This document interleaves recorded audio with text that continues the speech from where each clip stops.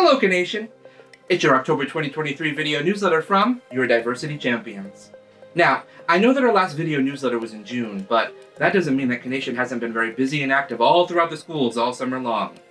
As you'll see, we have so much to share with you about what we did, and we have so many important events to talk about in October. So, let's get started then. Asexual Awareness Week, also known as ACE Week, is an annual campaign to raise awareness and build community around the world on the topic of asexuality. This year, the week begins on October 22nd and ends on October 28th. This is the 13th anniversary of ACE Week. Derisively called the invisible sexuality, asexuality is a complex spectrum of identities centered on the asexual person's lack of sexual attraction, which is not to be confused with any of the other attractions one might feel, including romantic, aesthetic, and sensual attraction. Many asexual people do not want to be open about their identities as they experience significant asephobia, including being told they are experiencing mental illness, are broken, that they have just not met the right person yet, or that they are prudes. Some members of the LGBT+ community reject them as queer because they do not feel they have experienced enough oppression to be part of the community. Underrepresented in media and society, ACE Week seeks to change that and help the allosexual community, people who do experience sexual attraction, better understand their ace friends and family. International Day of Older Persons.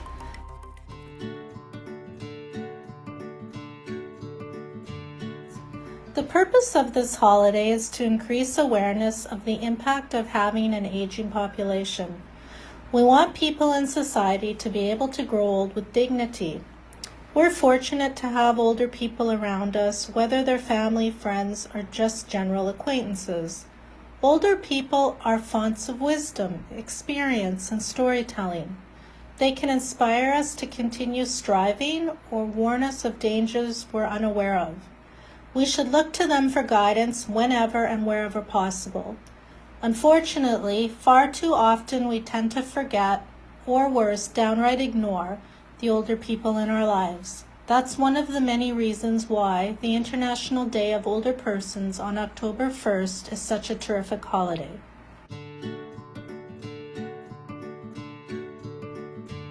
Number 1, the world is getting much older. Almost 900 million people in the world are older than 60.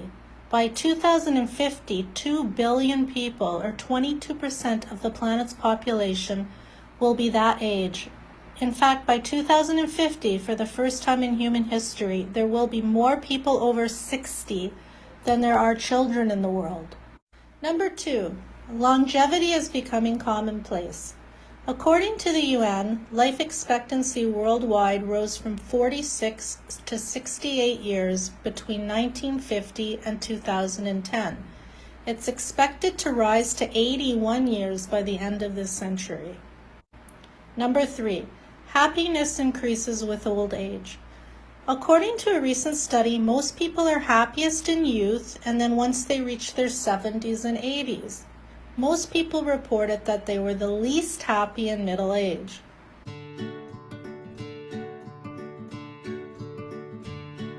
Number 1, chat with an older person. If we take the time to get to know an older person, even one right in our own family, we may see them in a new light and learn something about ourselves in the process. Number 2, volunteer your time. There's a lot that can be done to make life easier for older people. Find out about organizations in your area that work with the elderly and see what you can do to help. Number 3, become an advocate. The United Nations says enhanced attention to the particular needs and challenges faced by many older people is clearly required. It's important to recognize, as the UN also says, the essential contribution the majority of older men and women can continue to make to the functioning of society. So please remember on October 1st, the International Day of Older Persons, why this day is important. Thank you. National Coming Out Day has been celebrated worldwide on October 11th on a yearly basis since 1998. It was first celebrated on the one-year anniversary of the 1987 National March on Washington for Lesbian and Gay Rights, a date chosen to honor the bravery of LGBTQ plus individuals who decide to come out and live openly. Coming out basically means expressing your sexuality to the world in order to end the stigma. This special day of the year encourages individuals who are part of the queer community to come out of the closet and to do it proudly. Being out and proud is liberating, and it is sure to completely transform your life for the better. As someone who was born in the 60s, I was not able to safely come out until later in life. I was fortunate that one of my life mentors taught me the importance of being my authentic self, that my life must align with my actions, and that I must be true to myself without ever having to explain. I currently volunteer for a local LGBTQ plus organization in my home community. At a recent event, a young 5 or 6-year-old boy asked me if he could have a pride sticker to put on his shirt. I gave him the sticker, and before he walked away, he said, "Mister, I have a question. What does pride mean?" To which I responded, "Pride to me means that I am happy with who I am." Happy National Coming Out Day. My wish for my fellow members of the queer community today and always is may you find the courage to show the world that you are happy with who you are. Be your authentic self. Live it and celebrate it. National Plus Size Appreciation Day is on October 6. Founded by Women Rock in 2017, this day is meant to boost the confidence for people of size all around the world, despite society's stigma on how people are supposed to look. Fat phobia is a rampant issue in society, but easily ignored. Though there are more women in the US over size 12 than not, most clothing retailers refuse to cater to plus sizes. People of size are often kept out of marketing campaigns. Weight stigma among doctors is particularly problematic, as many doctors default to weight as the cause of a problem and assume weight is a result of poor diet. Furniture is often bought without consideration of the people who might need to sit in it, leading to discomfort and humiliation. On this upcoming National Plus Size Appreciation Day, take a moment to celebrate the plus-size people in your life. Encourage them to embrace their appearance and shed the shame society has tried to force them to live under. September 15th to October 15th, we celebrate National Hispanic Heritage Month in the United States. The month starts on September 15th because of the independence anniversaries for Nicaragua, Honduras, Costa Rica, and El Salvador. September 16th is Mexican Independence Day, and September 18th is Independence Day for Chile. With 62 million Latinos in the United States, the second largest segment, the importance of Latino contributions to the culture and prosperity of the United States are immeasurable. Celebrate the history, heritage, and contribution of those American citizens whose origins come from Mexico, Spain, the Caribbean, South and Central America. Now, we know Hispanic heritage is not a monolith, so all of our schools are using Hispanic Heritage Month as an opportunity to spotlight our students from Hispanic countries, and give them the opportunity to share how their backgrounds are similar, and more importantly, how they are different. From potlucks to presentations, our schools are celebrating Kination's goals of education, awareness, and change. Let's hear from a few of our students and see what we're talking about.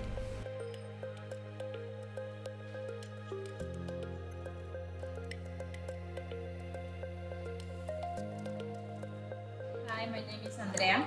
And where are you from? I'm from Ecuador. And what's your favorite thing about Ecuador? My favorite thing about Ecuador is the food and the people. And I have one favorite place is the capital of Ecuador, the middle of the world. You can stand up in the middle of the north and south of the world. And would you say that Ecuador has really good food? Yes, Ecuador has good food. What's your favorite Ecuadorian food? My favorite Ecuadorian food is ceviche. I love it. Awesome, awesome. And what's one place you would recommend a friend of yours to visit at Ecuador, in Ecuador? I recommend to visit the Quilotoa Lake. Has a good view and has a good color. It's amazing. Hello, my name is Julio. I'm from Paraguay. And one of the most things I like from my country, especially the food and the sports that is very common, is football. Football, okay. And what is one thing you want us to know about Paraguay? Especially the food. The food there is amazing. We have different type of, most of the traditional from our country is the chipawasu. Chipawasu, okay. Chipawasu, we have the chipa that is, we usually eat there. It's like a round circle of made out of corn based off flavor, and also with cheese, and it's so amazing. We have made you. They are most of the traditional foods that are very good. We often eat them at the morning or in the afternoon. It's very common. So if you ever visit Paraguay, for sure you need to try every single kind of food of our country. All right, great. And if I were to visit Paraguay, where should I go? And there are many places that you could visit, so especially, of course, the capital is amazing. People are so kind, especially for foreign countries that arrive to my country. They are very kind and try to explain to people what they can help them, where they can go and visit. And also, if you go near the south of my country, there are many like hiking spots that you can visit. And it's so beautiful with all the waters and the rocks and the mountains, so it will be an amazing experience for you if you go to Paraguay. What is a phrase or slang that you might hear in Paraguay? One I could remember right now is tranquilo pa. It's like chill out, bro. Chill, It's bro. very good. Nice. It's very common between friends and parties, or you will go just chill out and enjoy the moment. And one more time, how do you say it? Tranquilo pa. Tranquilo pa. Okay, I said it right? Yeah. Okay. And arriba Paraguay, right? Arriba Paraguay, Okay, yeah. okay. Thank you, Julio. Hello, my name is Thomas. And where are you from, Tomas? I'm from Argentina. Ah, okay. Tell me a few things about Argentina. Like, what's your favorite place? My favorite place in my country is Buenos Aires, the capital of Argentina. Ooh. What do you like about Buenos Aires? They have a lot of places to go to visit, and the food there is incredible. We have the best pizza in the world. Really? Yeah, I really like it. OMG. Okay, so what's your favorite food? Would it be the pizza or? Pizza, burgers, pasta too.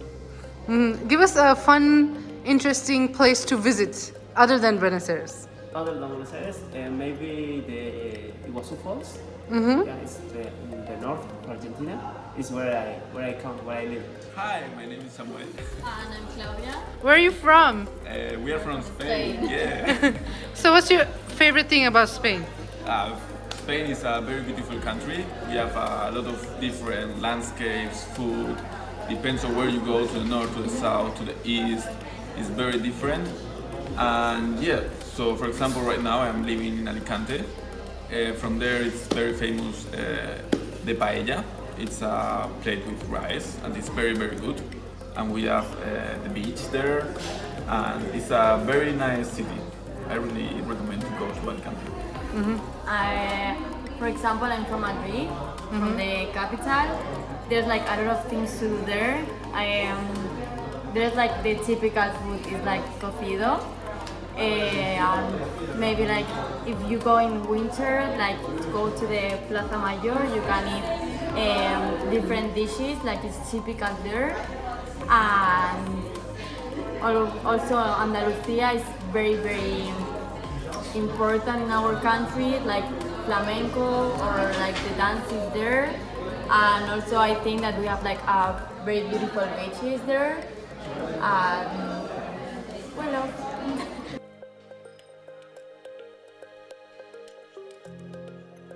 And it is Disability Pride Month. So thank you for coming to our presentation about Disability Pride Month.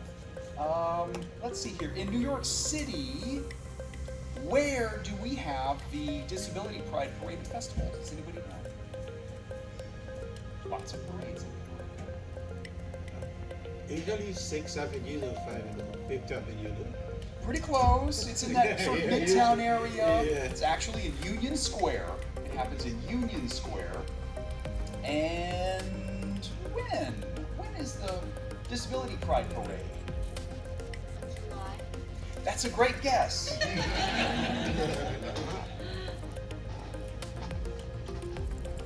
It's in October. Really? Go. It's slowly scrolling up there. There we go. It's actually in October, but that's okay. There's a reason that we have this month in July. So there's a couple different things for us to talk about today. It's kind of a lot of fun to dig into this topic. Let's start with what happened in July in 1990. George H.W. Bush, that was the first George Bush, signed the ADA, American with Disabilities Act. So that became the law of the land. That's federal, that's the United States, that applies to every state. So since then, every July is celebrated as Disability Pride Month. And there's a picture of him, and he was signing that into law. It was a big deal. Let's look back in time and see why this was such a big deal. What we tend to do at this community hour has something in common, regardless of sort of which theme of the month. It's empathy. Very excited to talk about Women's Equality Day. Does anyone know what Women's Equality Day is? I didn't prepare a presentation, so I hope someone knows what it is. No? Okay. Well, let's talk about Women's Equality Day. Women's Equality Day pretty much is the celebration of women's suffrage here in the U.S. But this has happened everywhere around the world. I didn't realize this until researching this project, but apparently women have not always had equal rights in the world. Isn't that shocking? This is sarcasm. I'm trying to make a joke. Yeah, it's pretty wild to know, and we'll go through some of the things that women haven't had the ability to do till later in life, as opposed to some of their male counterparts, like even your brother. So yeah, Women's Equality Day is typically celebrated in the US on August 26th. We are celebrating it a different day today, so thank you for your patience there.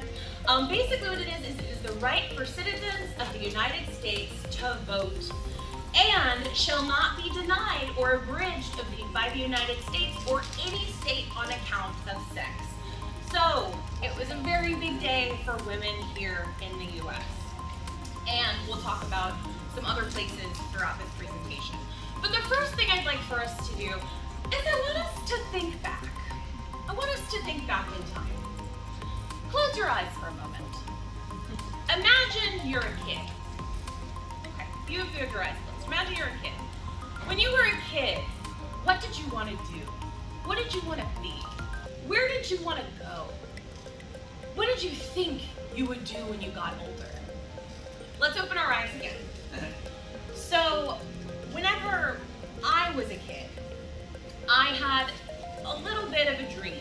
So we'll go back to 1983, when I was born. This lady was the coolest lady I could think of. Does anyone know who she is? Julia, can you tell everyone? Sally Ride. Sally Ride. She was the first U.S. woman to go into space. Now this was a big deal. She was not the first woman to go to space, but she was the first woman from the U.S. to go to space.